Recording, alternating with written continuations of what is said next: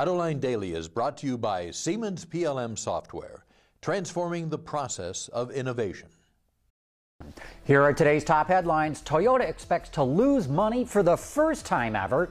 Canada kicks into the Big Three bailout kitty. And Honda says it will not meet sales targets with the new Insight Hybrid.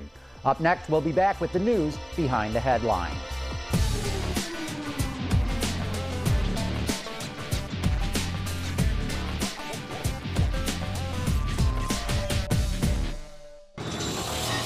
This is Autoline Daily for Monday, December 22nd, 2008, and now the news.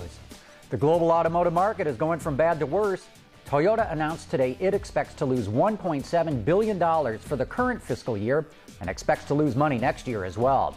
Reuters reports that Toyota blames a big drop-off in sales and a surge in the value of the yen. Toyota President Katsuaki Watanabe says this is the kind of crisis that only comes around once every 100 years. On the heels of the White House announcing it will bail out GM and Chrysler, the Canadian government says it'll provide another $3.3 billion in American dollars to the Canadian operations of those two companies. The auto industry in Canada directly employs over 150,000 people and represents 14% of the country's manufacturing output. What's up next for GM and Chrysler now that they've got part of their bridge loan? Well, now the hard bargaining starts. Creditors will be forced to take pennies on the dollar. Bondholders could see interest payments delayed. Dealers will be asked to break their franchise agreements. The UAW will have to make more concessions. And shareholders are going to see the value of their shares get diluted.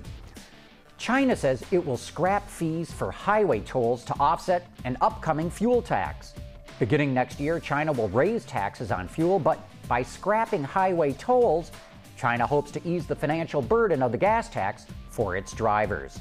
And the recent gas drop in prices has caused sales of trucks and SUVs to grow and hybrids to drop. In fact, purchases of fuel-sipping hybrids tumbled more than 50% last month, and that has Honda worried.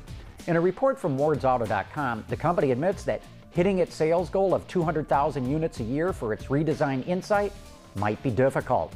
The new model launches in North America, Europe, and Japan next April. Chevrolet has unveiled its redesigned 2010 Equinox crossover ahead of the Detroit Auto Show in January.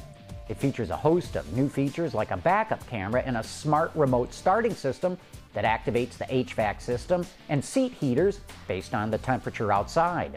Under the hood, two different engines are offered, both with direct fuel injection. A 2.4-liter four-cylinder is standard, and a 3-liter V6 is optional. Both engines are paired with a 6-speed automatic transmission, and the 2010 Equinox should go on sale by the middle of next year.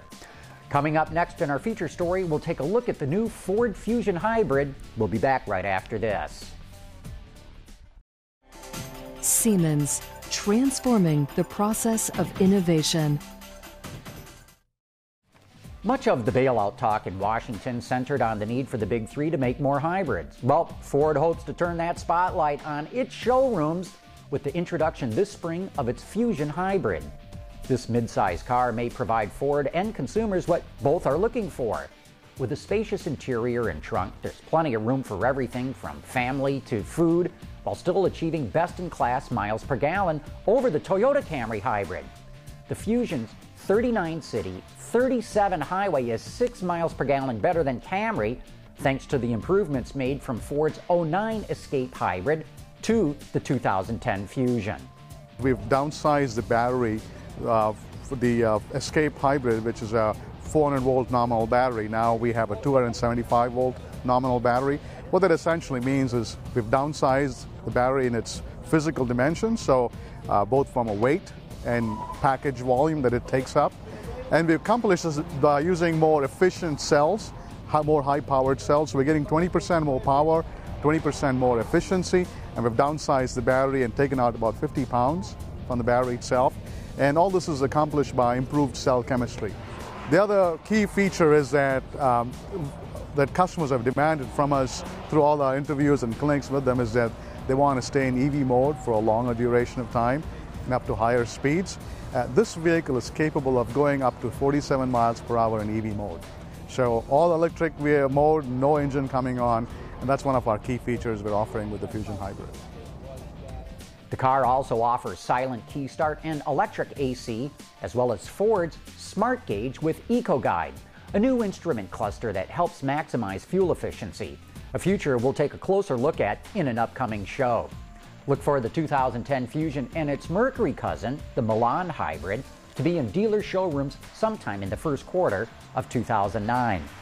And that's it for today's top news in the global automotive industry. But don't forget, you can get podcasts, transcripts, and a whole lot more at our website, AutolineDaily.com. Thanks for watching. We'll see you tomorrow.